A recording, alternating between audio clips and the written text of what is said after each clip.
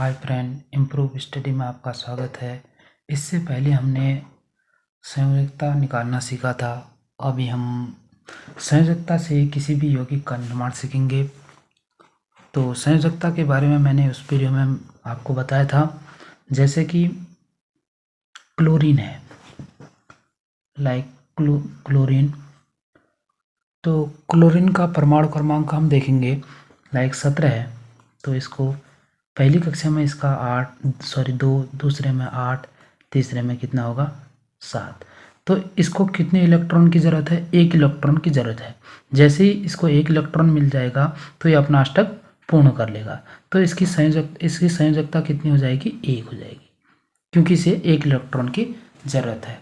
उसी तरह सोडियम, एक एग्जाम्पल से मैं दोबारा इसको रिपीट कर रहा हूँ। इससे पहले वाली वीडियो में मैंने आपको संयोजकता के बारे में अच्छे से बता दिया था।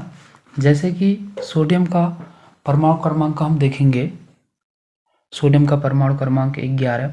तो पहली वाली कक्षा में 2 इलेक्ट्रॉन, दूसरी कक्षा में 8, हमारे पास 1 इलेक्ट्रॉन बचा। तो 1 इलेक्ट्रॉन आखिरी कक्षा में हो गया। तो देखिए इसकी संयोजकता कितनी है, इसको कितने इलेक्ट्रॉनों की ज़रूरत है? 1 इलेक्ट्रॉन त्याग करने की ज़रूरत है, यानी कि इसकी संयोजकता कितनी हो जाएगी? 1 इसकी संयोजकता हो जाएगी। तो इसी तरह हम यहाँ पे संयोजकता से यौगिक का निर्माण सीखेंगे, जैसे कि MgCl। Mg की संयोजकता आप निकालिएगा, +2 होती है, और Cl की यहाँ पे एक संयोजकता, इसको -1। इसको इलेक्ट्रॉन क्या करना है? ग्रहण करना है तो -1 लिखेंगे। तो इस तरह से हम इसका सूत्र में हो जाएगा MgCl। Mg ये क्रॉस मल्टीप्लाई हो जाएगा, सिंपल सा क्रॉस मल्टीप्लाई Cl2।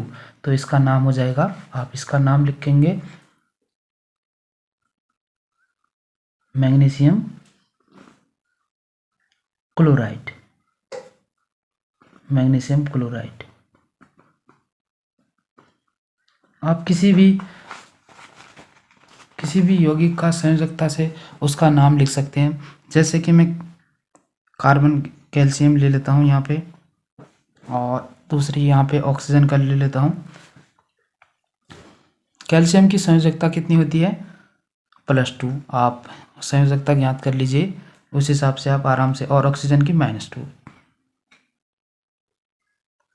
तो आप यहाँ पे लिखेंगे Ca2O2। ये क्या हो जाएगा? आप इसका नाम लिखेंगे कैल्शियम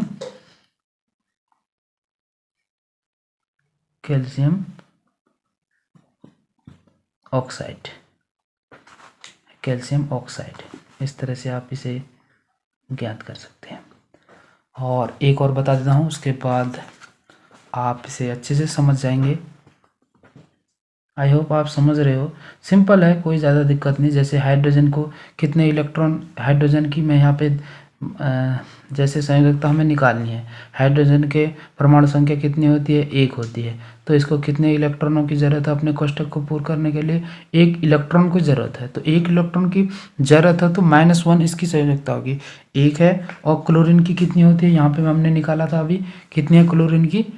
1 है। तो यहाँ पे 1 लिखेंगे। इस तरह से ये एक यौगिक बनाएगा, यौगिक का निर्माण करेगा। यहाँ पे लिखेंगे HCl। HCl का नाम आप इस पे लिखेंगे हाइड्रोजन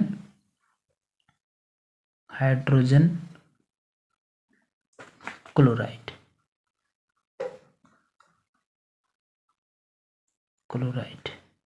इस तरह से आप किसी का भी यौगिक का नाम निर्माण कर सकते हैं संयोजकता से। और एक एग्जांपल और दिखा देता हूँ मैं आपको, जैसे कि CCl है।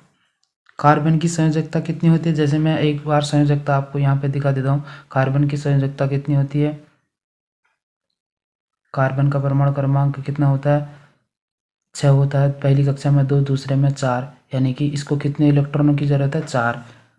और कैल्शियम की यहाँ पे, सॉरी, क्लोरीन को मैंने अभी ऊपर बताया, यहाँ पे 1 होती है इसकी संयोजकता। बस आप इससे सिंपल सा है, इस तरह से यौगिक का निर्माण कर सकते हैं।